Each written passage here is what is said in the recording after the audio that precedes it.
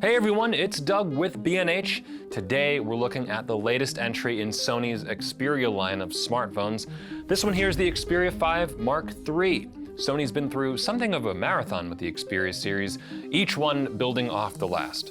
The Xperia 5 has all of the highlight features that we've seen in the last few models, such as a gorgeous 21:9 HDR screen, a 3-camera system with strong creative control options, and numerous display and sound enhancements that arguably make it one of the best devices to listen, watch, and play on. Oh, and it is a phone, of course. The Xperia 5 Mark III's big upgrade is in the Snapdragon 888 5G platform on the inside, giving it the power to handle any app you throw at it, but also bringing 5G cell support with it. By far, though, the signature feature on these phones is the camera system. I say system because it's more than just the 3 lenses you find on the back. The processing makes all the difference here in terms of picture quality, speed, and usability, but we'll get back to that in a moment.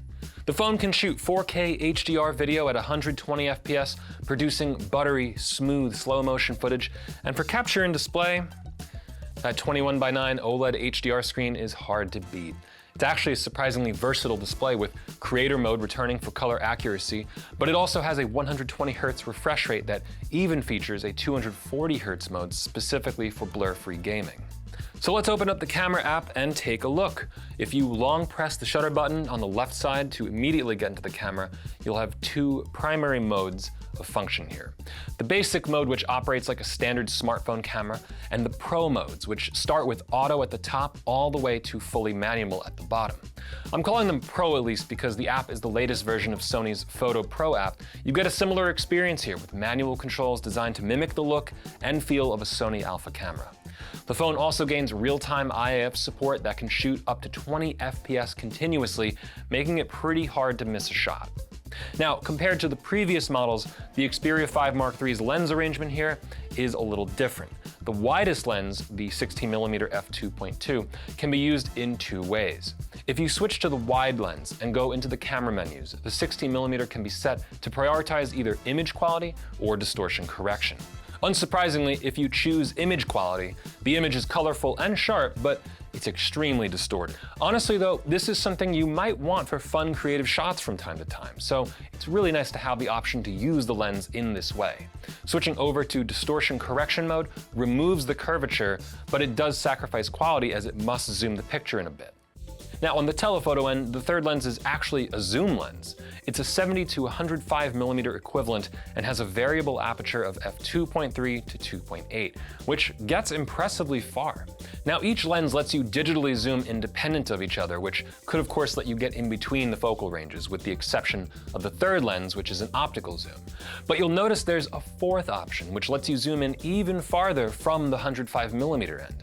This is also a digital zoom, but Sony's use of AI upscaling here helps quite a bit in preserving image quality, even when going all the way to 12.5 times. On the cinema side, Sony has once again brought the Cinema Pro app here, which gives you full manual control over the image and can take advantage of the lenses as well. There's a slight difference here though, as the zoom lens is separated into a 70 and 105mm, treating it like 2 prime lenses. Everything else here is the same for the most part, with project and capture FPS working independent of each other, rack focusing options, shutter angles, and color settings. The Venice CS look here is pleasing as always, and there are several other looks as well. The latest update does, however, bring an exposure meter into view, along with a level to correctly balance the camera. The 21:9 display of the Xperia series has been one of its most distinctive features, but the ultra-wide aspect ratio is only a part of it. You get crisp text and image rendering and vibrant, accurate colors. Returning from previous models, the Creator mode enables accurate color reproduction of cinema content, though the phone's standard mode allows all images and video to get a boost from the display's wider color gamut. There's also the return of the X1 video image enhancement, which sharpens and converts video content for HDR playback.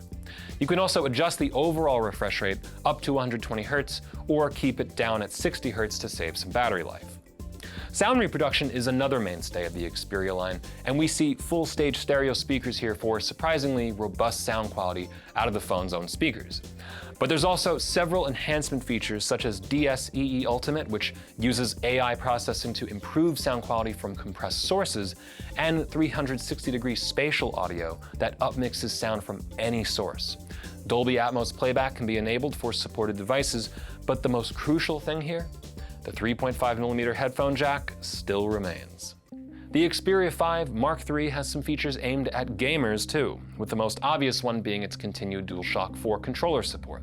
Most of the magic though is found in the Game Enhancer app, which supports game-by-game profiles that you can customize as you see fit. The screen can engage a special 240Hz mode specifically for games, though touch scanning always runs at 240Hz, so your presses and swipes have lower latency and higher accuracy.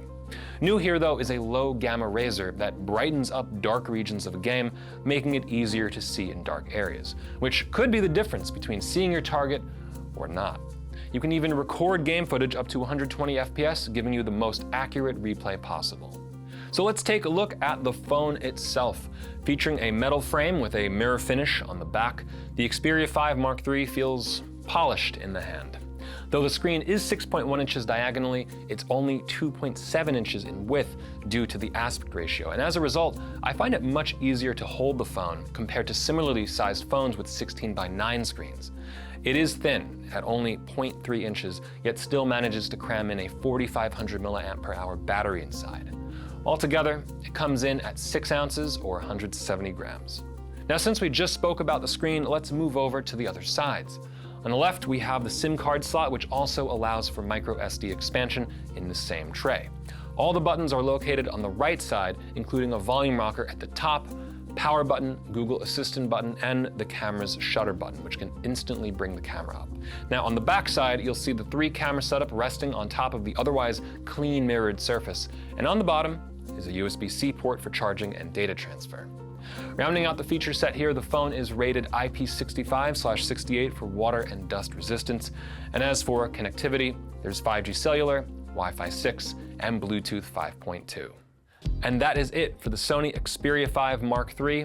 Having inherited the latest photo app support and with the new wide angle and zoom options, you can grab even more shots than before.